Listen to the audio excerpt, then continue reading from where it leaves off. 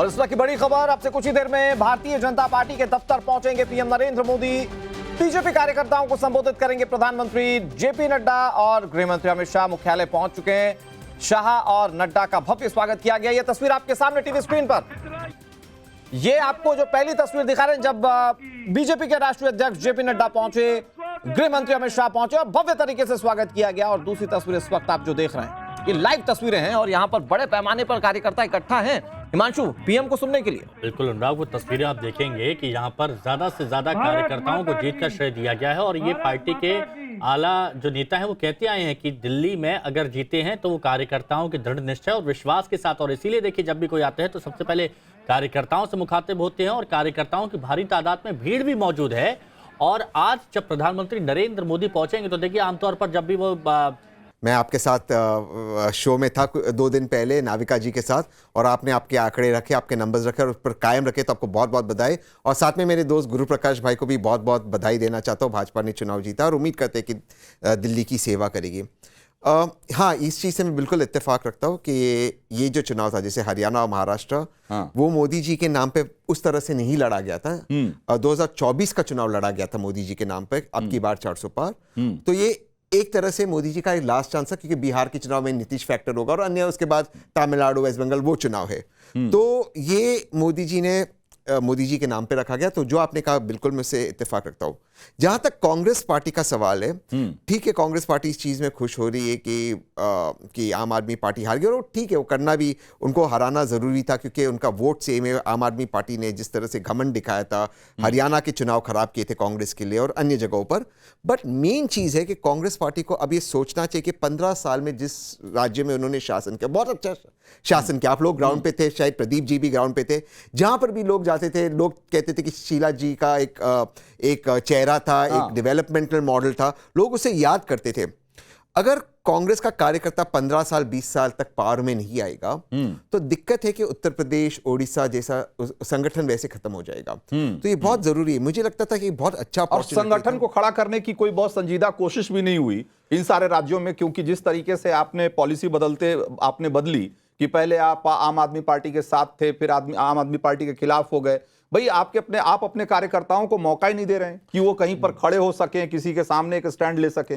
उनको समझ में नहीं आ रहा था कि 6 महीने पहले जिसके साथ खड़े थे अब 6 महीने बाद उसको कैसे उससे लड़े। नहीं, मुझे उसमें ज्यादा अंतर नहीं दिखता, क्योंकि मुझे लगता है कि भारत की डेमोक्रेसी बहुत मैच्योर है। वो जानते हैं लोकसभा और राज्य के चुनाव में अंतर है। आप देखते हो कहीं लोकसभा और असेंबली चुनाव साथ में होते, तो जैसे उड़ीसा में एक बार लोकसभा में बीजेपी को वोट दिए लेकिन पटनायक जी की पार्टी को चुने, वो बात नहीं है। विषय ये है कि एक बार आप मैदान में उतर जाते हो, आप हाफ हार्टेड नहीं लड़ सकते, बिल्कुल, फिर आपको बिल्कुल लड़ना है। ठीक, उसके बाद जो होगा आप कर सकते हो, बट लड़ाई आपको पूरी करनी है।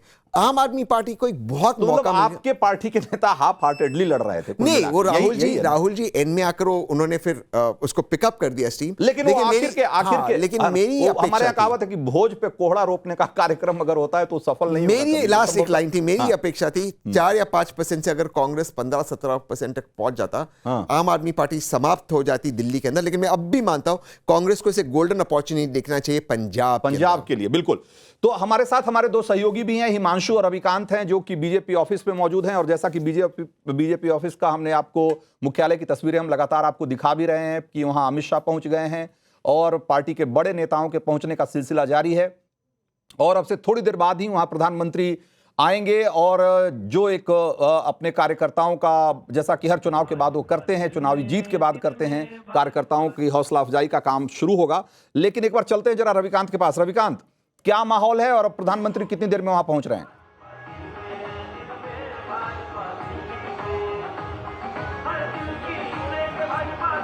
देखिए रंजीत जी, मंच से अनाउंसमेंट कर दिया गया है कि लगभग 5 मिनट के अंदर प्रधानमंत्री नरेंद्र मोदी बीजेपी मुख्यालय पहुंचेंगे। मैं मुख्यालय की तस्वीरें दिखाता हूं। भारी संख्या में जो भारतीय जनता पार्टी के कार्यकर्ता हैं वो प्रधानमंत्री नरेंद्र मोदी को सुनने के लिए यहां पर पहुंचे हैं।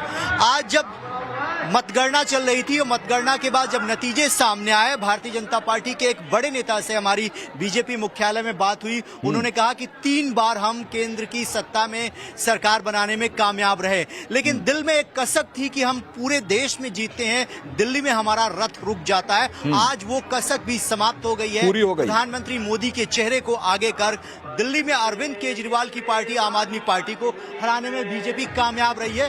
तो ये आज का जो जश्न है वो अपने आप में बहुत ही ऐतिहासिक है। बिल्कुल, आप बने रहिए हमारे साथ। हिमांशु के पास चलते हैं। हिमांशु भाई, जीत तो बहुत जबरदस्त है, इसमें कोई दो मत नहीं है, लेकिन इस जीत का जो सेहरा है वो किसके सिर पर बंधेगा, किसके सिर पे सजेगा? सीएम कौन होगा, इसको लेकर के कुछ बातें आ रही है क्या?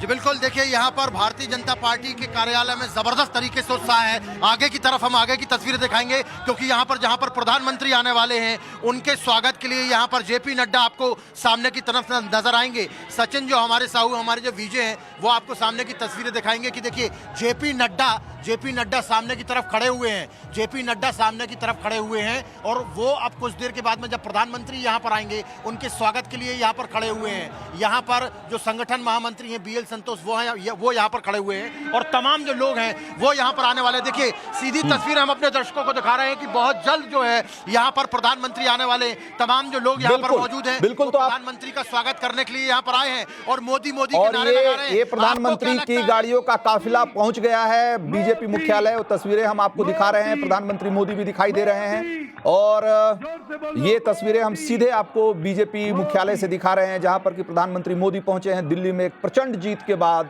ये एक ऐसा मौका है जिसका इंतजार 27 सालों से बीजेपी को रहा होगा और आज वो दिन आया है, तो जाहिर सी बात है इसका जश्न तो जोरदार होना ही चाहिए, क्योंकि जीत भी जबरदस्त है।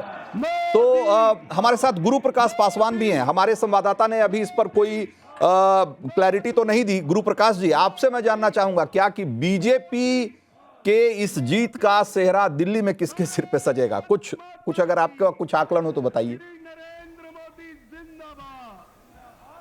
नहीं रंजीत जी, निश्चित रूप से सबसे पहले तो मैं आपके माध्यम से दिल्ली की देवतुल्य जनता को आभार प्रकट करना चाहता हूं, धन्यवाद करना चाहता हूं कि एक बड़ा जनादेश, एक बड़ा जनाशीर्वाद आपने भारतीय जनता पार्टी को दिया है।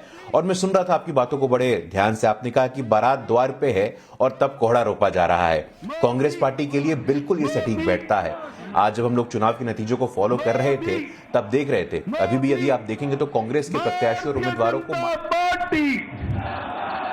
आपके पास फिर से आऊंगा। अभी देखिए जो बीजेपी मुख्यालय में जिस तरह से वहां पर जिस तरह का माहौल है, जरा उसको देखिए। उसको एक अद्भुत माहौल है और जिस तरीके से प्रधानमंत्री मोदी का स्वागत हुआ है, जितनी बड़ी जीत, जितनी शानदार जीत है, उतना ही शानदार स्वागत भी है।